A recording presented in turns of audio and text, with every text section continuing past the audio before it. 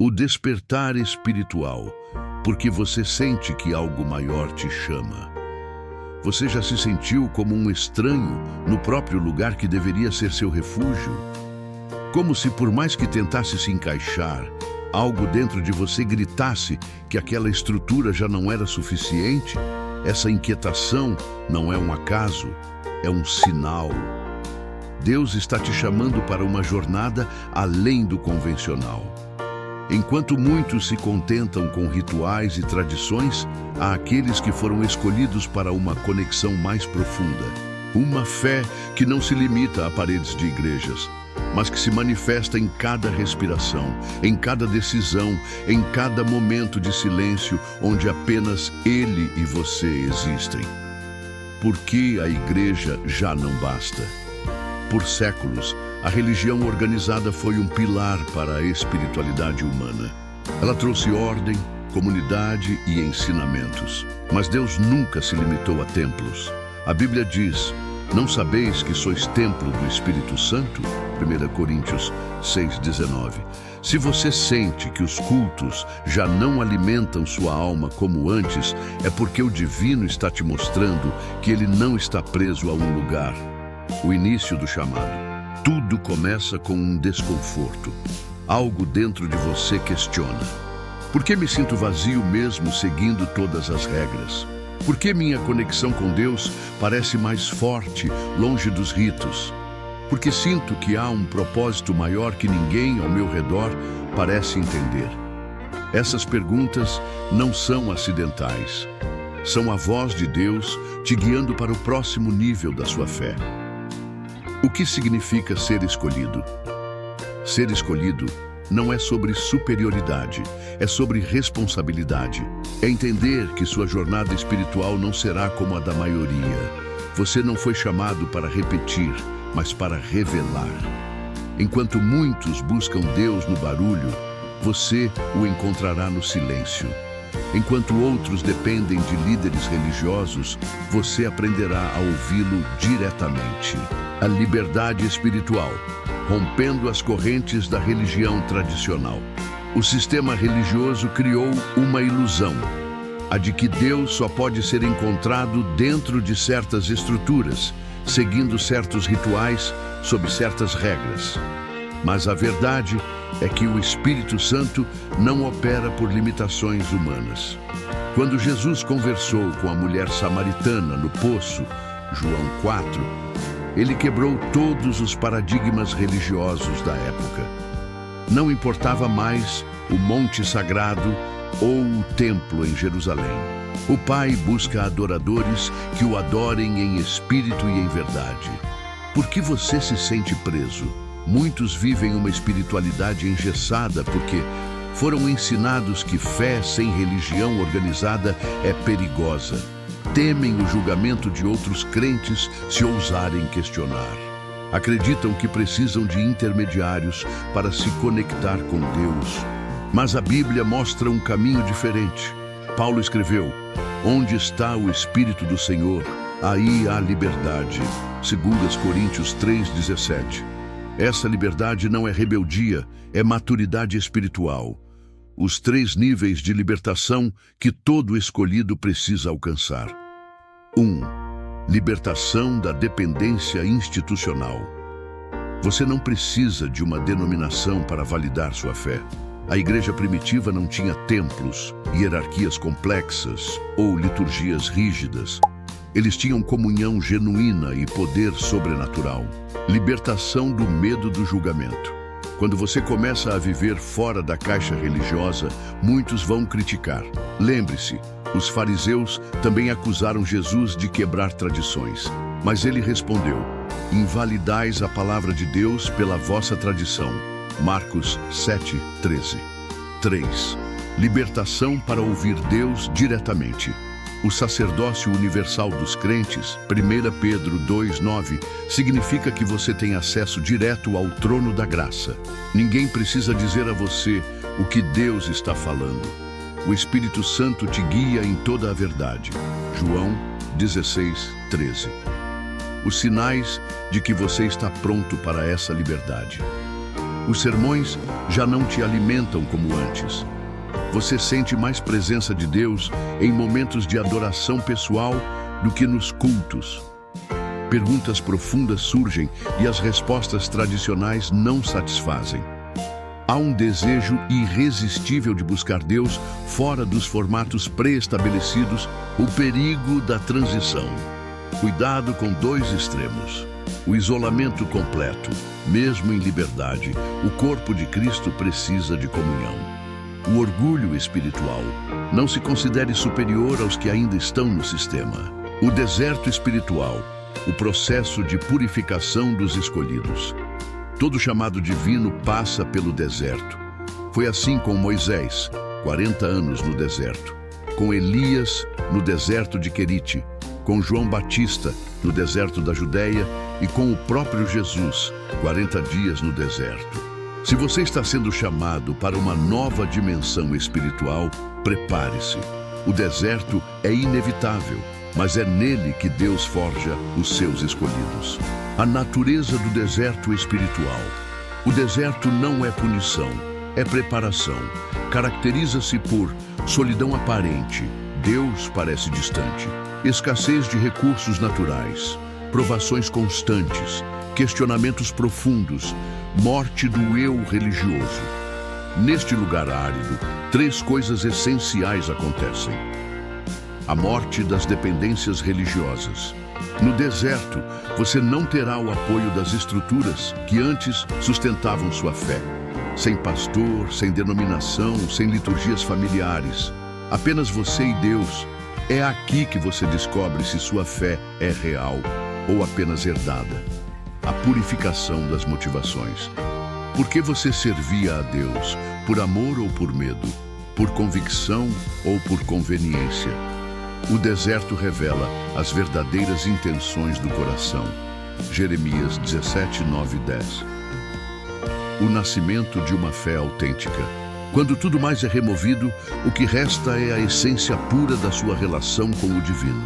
Como ouro refinado no fogo, 1 Pedro 1, 7, sua fé emerge mais forte e genuína. Os 5 estágios do deserto espiritual. O chamado para sair. A inquietação que não cessa. A crise de identidade. Quem sou eu sem esses rótulos? O silêncio de Deus. O aparente abandono que purifica. As tentações. O diabo ataca quando você está mais vulnerável. Em revelação final, você descobre quem Deus realmente é. Como sobreviver ao deserto. Não tente fugir prematuramente. Cada dia no deserto tem um propósito. Aprenda a ouvir a voz suave. 1 Reis 19, 12. Deus fala no silêncio. Alimente-se da palavra, como Jesus respondeu ao diabo com "está escrito". Não se compare. Seu processo é único. Espere o tempo de Deus. O deserto tem data para acabar. A nova aliança, entendendo o sacerdócio real do crente. O sistema religioso tradicional criou uma separação artificial entre clero e leigos. Mas a Bíblia revela uma verdade revolucionária. Todo verdadeiro crente é um sacerdote. 1 Pedro 2,9. Essa compreensão muda tudo sobre como vivemos nossa fé. O fim da hierarquia espiritual. Na antiga aliança, apenas os sacerdotes podiam entrar no santo lugar. O povo dependia de mediadores para se conectar com Deus. Havia rituais complexos e barreiras físicas. Na nova aliança, o véu do templo se rasgou. Mateus 27, 51. Todo crente tem acesso direto ao Pai. Efésios 2,18. Nosso corpo é o templo do Espírito Santo. 1 Coríntios 6, 19. As 4 realidades do sacerdócio do crente. Acesso direto. Não precisamos de nenhum humano para nos conectar a Deus. Jesus é nosso único mediador. 1 Timóteo 2:5. Responsabilidade pessoal. Cada um de nós deve cultivar sua própria relação com Deus, estudar as Escrituras por si mesmo, desenvolver sensibilidade ao Espírito Santo. Ministério universal. Não existe ministério apenas para pastores.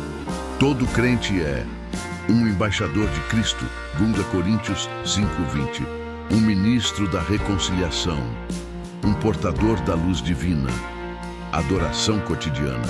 Nosso culto não se limita a reuniões semanais. Toda a nossa vida é adoração. Romanos 12:1. No trabalho, em família, nos momentos de crise, nas decisões diárias, os 3 perigos que ameaçam esta verdade. O clericalismo, a ideia de que alguns são mais espirituais que outros. A passividade espiritual, deixar outros pensarem e decidirem por você. O isolamento extremo, achar que não precisamos de comunidade alguma. Como praticar este sacerdócio? Estabeleça um altar pessoal. Tempo diário com Deus sem depender de devocionais prontos. Aprenda a ouvir. Desenvolva sensibilidade à voz do Espírito. Assuma seu chamado. Você é sacerdote em sua casa, trabalho e círculos sociais. Viva em comunidade saudável, relacionamentos que edificam sem controlar. A conexão direta, cultivando uma relação pessoal com o divino. O coração do Evangelho não é religião, mas relacionamento. Enquanto sistemas religiosos construíam camadas de complexidade entre o homem e Deus, Jesus veio restaurar a conexão direta que existia no Éden, quando o Criador caminhava com sua criação no frescor do dia. Gênesis 3:8. Esta é a essência da verdadeira espiritualidade. Os pilares da conexão autêntica. Intimidade além do ritual. Deus não deseja performance religiosa, mas um coração aberto. Este povo me honra com os lábios, mas seu coração está longe de mim. Mateus 15:8. Davi, mesmo em falhas, era homem segundo o coração de Deus. Atos 13:22. Comunhão contínua. Não apenas momentos devocionais, mas consciência constante da presença divina. Orai sem cessar. 1 Tessalonicenses 5:17. Como estilo de vida, ouvir e ser ouvido. A oração como diálogo, não monólogo. Jesus exemplificou: não faço nada por mim mesmo, falo apenas o que o Pai me ensinou. João 8:28. Barreiras à conexão direta. Mentalidade de terceirização espiritual. Meu pastor, padre, guia espiritual que ouve Deus por mim.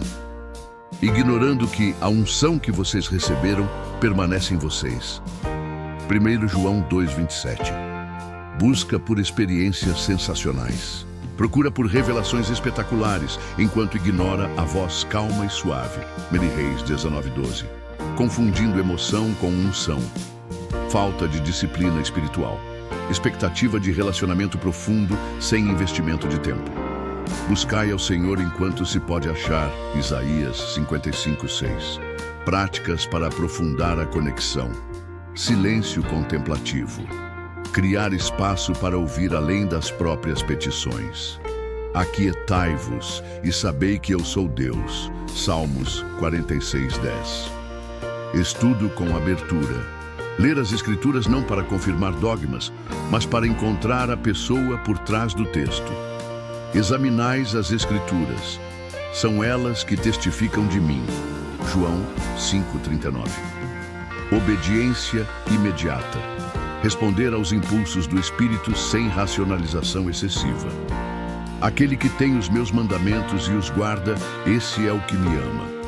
João 14:21. O fruto da conexão verdadeira. Discernimento sem dependência. Capacidade de julgar todas as coisas. 1 Coríntios 2:15. Sem necessidade constante de validação. Oração efetiva. Pedidos alinhados com a vontade divina. Pedis e não recebeis, porque pedis mal. Tiago 4:3. Identidade inabalável. Segurança que vem de ser conhecido por Deus. Eu sou o bom pastor, conheço as minhas ovelhas. João 10:14. Além das instituições, vivendo a fé em comunidade sem perder a autenticidade. A espiritualidade autêntica não nega o valor da comunidade, mas redefine seu significado. Enquanto sistemas religiosos frequentemente criam estruturas de controle, o modelo bíblico apresenta um corpo orgânico, onde cada membro mantém sua conexão direta com a cabeça, Cristo. Colossenses 2:19. Esta é a tensão sagrada que todo buscador precisa equilibrar. Os princípios da comunidade orgânica. Unidade sem uniformidade. A diversidade de dons, mas o Espírito é o mesmo. 1 Coríntios 12:4. Respeito às diferentes formas de expressão espiritual. Rejeição à mentalidade de clonagem espiritual. Interdependência sem dependência. Cada membro contribui com sua unção única. Cada um traz o dom que recebeu para servir aos outros. 1 Pedro 4:10. Sem hierarquias rígidas, mas reconhecimento natural de dons. Edificação sem controle. Relacionamentos baseados em liberdade e não em obrigação. Falai uns aos outros com salmos, hinos e cânticos espirituais. Efésios 5:19. Espaço para questionamentos e crescimento. Os perigos das estruturas tradicionais. Institucionalização da fé. Quando procedimentos substituem a espontaneidade do Espírito. Não extingais o Espírito. 1 Tessalonicenses 5:19. Doutrinação em lugar de discipulado. Repetição de dogmas sem desenvolvimento do pensamento crítico. O meu povo perece por falta de conhecimento. Oséias 4:6. Identidade grupal em detrimento da individual. Pressão para a conformidade que sufoca a autenticidade. Não vos conformeis com este mundo. Romanos 12:2. Práticas para a comunidade saudável. Reuniões centradas na participação. Não espectadores, mas participantes ativos. Quando vos reunis, cada um de vós tem. 1 Coríntios 14:26. Responsabilidade sem autoritarismo. Prestação de contas mútua baseada em relacionamento. Suportai-vos uns aos outros. Colossenses 3:13. Missão compartilhada. Propósito comum que une sem uniformizar. Um só corpo e um só espírito. Uma só esperança. Efésios 4:4. O equilíbrio essencial. Submissão voluntária. Não por obrigação institucional, mas por reconhecimento espiritual. Sujeitai-vos uns aos outros no temor de Cristo. Efésios 5:21. Liberdade com responsabilidade. Exercício dos dons com sabedoria e amor. Tudo me é permitido, mas nem tudo convém. 1 Coríntios 6:12. Conexão sem conformidade. Relacionamentos profundos que respeitam jornadas individuais. Suportai-vos uns aos outros em amor. Efésios 4:2. O caminho da autenticidade, mantendo a fé verdadeira em um mundo religioso.